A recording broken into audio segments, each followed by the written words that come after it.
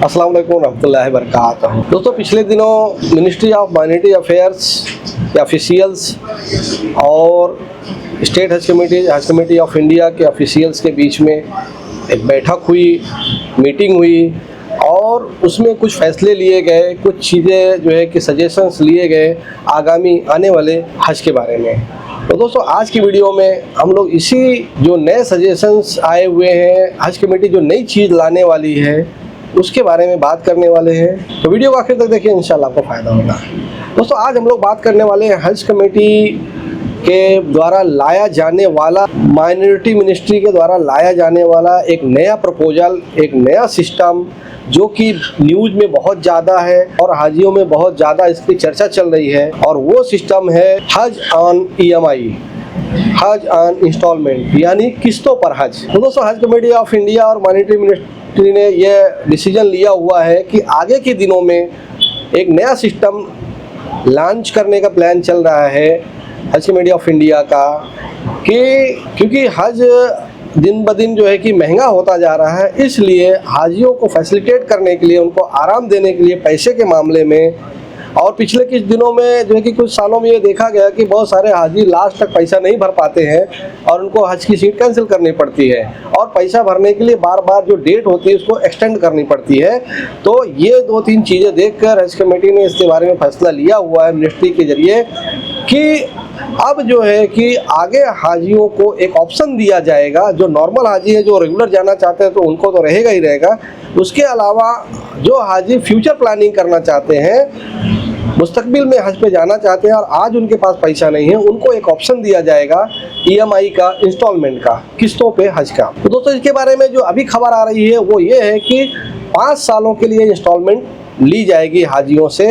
यानी कि जो है कि हाजी अगर आज प्लान कर रहे हैं कि आज से 5 साल बाद मुझे हज पे जाना है और धीरे धीरे पैसा जमा करके जो है कि हज पे जाना है, तो अभी से हज का फॉर्म भर सकते हैं और उसके बाद वो EMI ऑप्शन ले सकते हैं। और उनको एक जो पीरियड बताया जाएगा हर साल या हर 6 महीना में या 3 महीने में कि इतना पैसा आपको हज कमेटी के अकाउंट में जमा करना पड़ेगा। फिर जब 5 साल में आपका ये पैसा कंप्लीट हो जाएगा, तब आपको इंशाल्लाह उस साल हज पे ले जाया जाएगा। तो दोस्तों, ये जो सिस्टम है आजकल दुनिया में बहुत चल रहा है। आप लोगों सबको मालूम है, गाड़ी लेना है तो EMI पे ले लो, घर लेना है तो EMI पे लेना है, टीवी, फ्रिज, कोई भी चीज़ लेना है तो आप EMI पे ले सकते हैं और लोग ले भी रहे हैं। बहुत ज़्यादा राइज है ये सिस्टम। तो ऐसे लोग जो हज पे नहीं जा सकते हैं लेकिन उनके अंदर हज पे जाने का जज्बा है, ख्वाहिश है, हालांकि सभी मुसलमान के अंदर दिल में जो है कि ये ख्वाहिश होती है और वो चाहते हैं कि कुछ ऐसा सिस्टम मिले कि पैसा भरने का हमको टाइम मिले और हम जो है कि जैसे दूसरी चीज़ें कर लेते हैं उसी तरीके से हज भी कर लें। तो उनके लिए ये सिस्टम लाया गया है कि उनको ये फैसिलिटेट करने के लिए कि आप जो है कि आप 5 सालों में पैसा जमा कर लें। जो भी इसके बारे में सर्कुलर या गाइडलाइंस आएगी हज कमेटी की तरफ से, 5 साल, 3 साल या 8 साल, तो उस तरह से जो है कि पैसा जमा करके और हज पे जा सकते हैं, अपने हज पे जाने की ख्वाहिश पूरी कर सकते हैं। तो दोस्तों, ये तो हो गया ministry of minority affairs, government of India और जो है कि हज कमेटी ऑफ इंडिया की बात, जो कि ये लगता है कि ये ही पब्लिक, ये हाजियों की वेलफेयर की स्कीम है। बहुत अच्छी बात है कि लोग हज कर सकते हैं और धीरे धीरे पैसा जमा करके हज कर सकते हैं, मोहलत के साथ हज कर सकते हैं। लेकिन इसके साथ जो दूसरा पहलू है वो ये है, वो शरई लिहाज से ये चीज़ सही है क्या, तो उलमा के नज़दीक कैसा है और हमारे शरीयत के नज़दीक कैसा है, हदीस में कैसा है, कुरान में कैसा है। तो जैसा कि हम लोग सभी जानते हैं कि हज फ़र्ज उसी आदमी पे होता है जिसके पास उसकी इस्तात होती है, मतलब उसके हज पे आने जाने के लिए उसके पास पैसा होना चाहिए। घर वालों के लिए नान नफ़का, यानी उनके घर पे जब तक वो हज से बाहर रहेगा उनके खाने पीने के लिए पैसा दे के जाने के लिए होना चाहिए।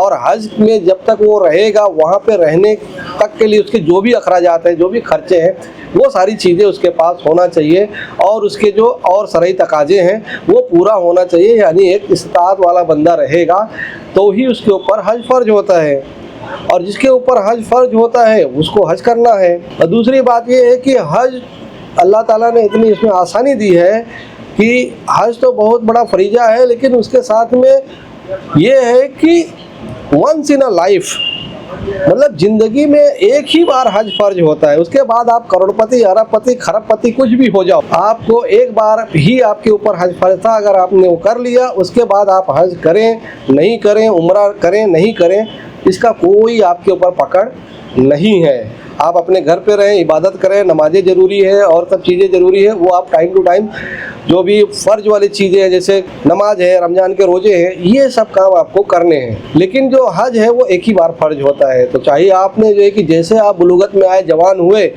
और आपके पास पैसा था, आप पैसे के मालिक थे, आपके ऊपर फ़र्ज हो गया तो आप तुरंत चले जाएं। उसके बाद आप थ्रू आउट लाइफ 90 साल 100 साल की ज़िंदगी है तो भी अगर एक बार भी हज नहीं करें तो आपकी कहीं पकड़ इस तरह से नहीं होगी, क्योंकि फ़र्ज का मामला आपका क्लियर हो गया। तो अल्लाह ताला ने मतलब इसका इतना सिस्टम बनाया कि आपको परेशान नहीं करना है, आपको हज एक ही बार होगा, क्योंकि मशक्क़त वाला काम है, पैसा खर्चा होता है, चीज़ें हैं इसके अंदर। इसलिए ऑलरेडी हमारे खूबसूरत से दीन में इसका जो है कि व्यवस्था इस प्रकार से कर दिया है कि किसी को इससे तकलीफ़ ना हो। दूसरी बात ये, तो जिसके पास अगर पैसा नहीं होगा दोस्तों तो उसके ऊपर हज फर्ज नहीं होगा, और जिसके पास हज फर्ज नहीं होगा उसको हज करने की ज़रूरत क्या है, ये बड़ी चीज़ है।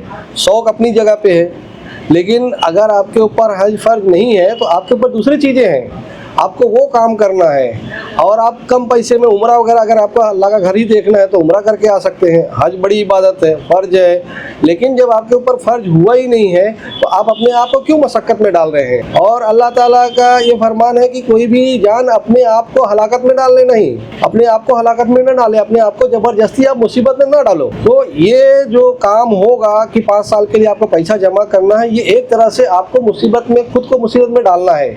क्योंकि जब आप उस पर लग जाएंगे कि मतलब ये EMI मुझे जमा करनी है, इंस्टॉलमेंट जमा करनी है, किस्त जमा करनी है, तो आप जो है कि दूसरी जो चीज़ें ज़रूरी होंगी आपके ऊपर वो छोड़ के आप जो है कि हज का पैसा जमा करने लगे। क्योंकि ये मतलब दुनिया के हिसाब से आप, ऐसा तो हज बड़ा इबादत है ही, लेकिन दुनिया में जब आप दिखाने के लिए कर रहे हैं इस तरह से कि मतलब हमको हज करना ही करना है, चाहे हमारे ऊपर फ़र्ज हो चाहे ना हो, तो आप जो है कि हर काम रोक के जो अभी आपके ऊपर ज़रूरी है, घर के लोगों को खाना खिलाना, उनके कपड़े का इंतज़ाम करना, मकान का इंतज़ाम करना, ये सारी चीज़ें छोड़ के आप जो है कि EMI भरने पे लग जाएंगे, जिससे कि जो आपके दूसरे तकाजे हैं, जो शरई तकाजे हैं, अखलाकी तकाजे हैं, वो आप पूरा नहीं करेंगे। क्योंकि आपको तो एक धुन लगी है कि हमको हज पे जाना है, लेकिन आपके पास पैसा है नहीं, आपकी इस्तात है नहीं, और फिर भी आप जा रहे हैं। अगर आपके ऊपर हज फर्ज हो जाता, आपकी इस्तात होती, तब तो जाना ही जाना है।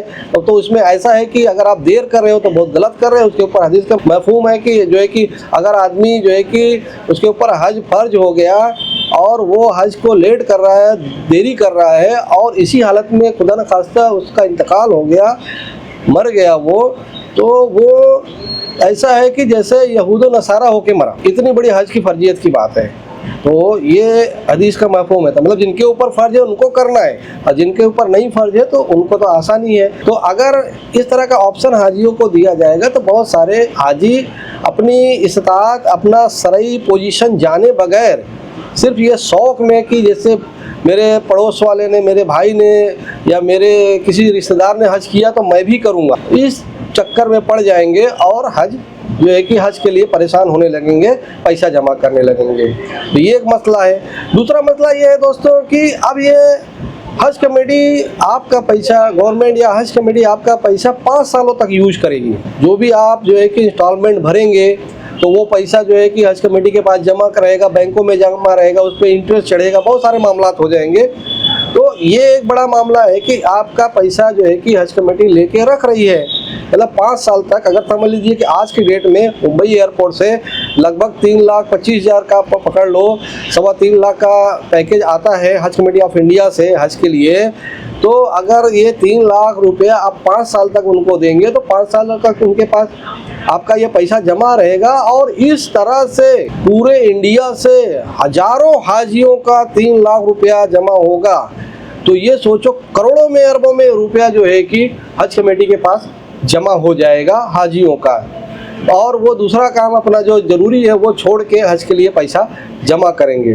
तो दोस्तों ये एक मसला बड़ा है, तो इसमें आपका पैसा हज कमेटी यूज कर रही है और उसमें कोई फैसिलिटी भी आपको मिलने वाली नहीं है। फैसिलिटी वही मिलेगी जो जनरल हाजियों को मिलता है, कोई उसमें छूट भी मिलने वाली नहीं है।